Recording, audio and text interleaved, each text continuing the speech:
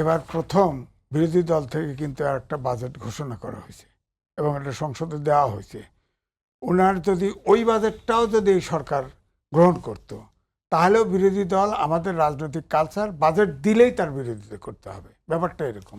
কিন্তু আমার বক্তব্য হচ্ছে এখানে ব্যাপারটা হলো যে ধরেন 14 লাখ কোটি টাকা ডক্টর মোহাম্মদ ইউনূসের সরকারের সময়ে লোন রেখে গেছে। এই লোনের সুদ দিতে হবে 1 লাখ 1.25 লাখ কোটি টাকা মাসে, 1.25 লাখ কোটি টাকা মাসে, এটা ঠিক।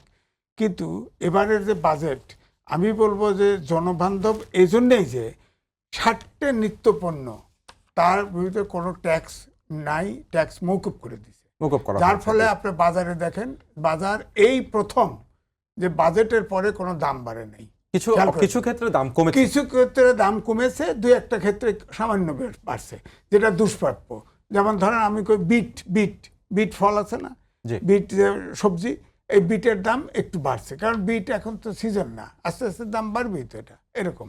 দ্বিতীয়টা হচ্ছে যেমন জমির দামের কথা মান্নান ভাই বললেন যে এটা কালো টাকা সাদা করার জন্য, যেটা বলছে এখানে একটা, আমি বলবো সরকার কিন্তু চাতুরতার পরিচয় দিছে।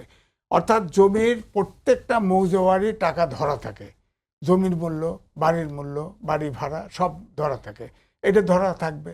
তো এখন ধরেন আমরা সাধারণত করি কি, যত পারি কম দামে জমি বিক্রি করে দেই বা কম দামে বাড়ি বিক্রি করে দিই। এখন বলা হচ্ছে যে আপনার টাকার প্রশ্ন করা হবে না। ধরেন আমি একটা বাড়ি কিনলাম বা মৌজার মূল্য আছে 1 কোটি টাকা, কিন্তু আমি ওটা রেজিস্ট্রি করতে চাই, ধরেন মৌজা মূল্য আছে 1 কোটি, কিন্তু কিনতে হবে 1.5 কোটি টাকা দিয়ে। তো এই 1.5 কোটি টাকা যদি রেজিস্ট্রি হয়, এই যে 50,000 যিনি বিক্রি করবেন তিনিও 15% ট্যাক্স দিবেন, যিনি কিনবেন তিনিও 15% ট্যাক্স দিবেন, তাহলে তার টাকার উৎস জিজ্ঞেস করা হবে না।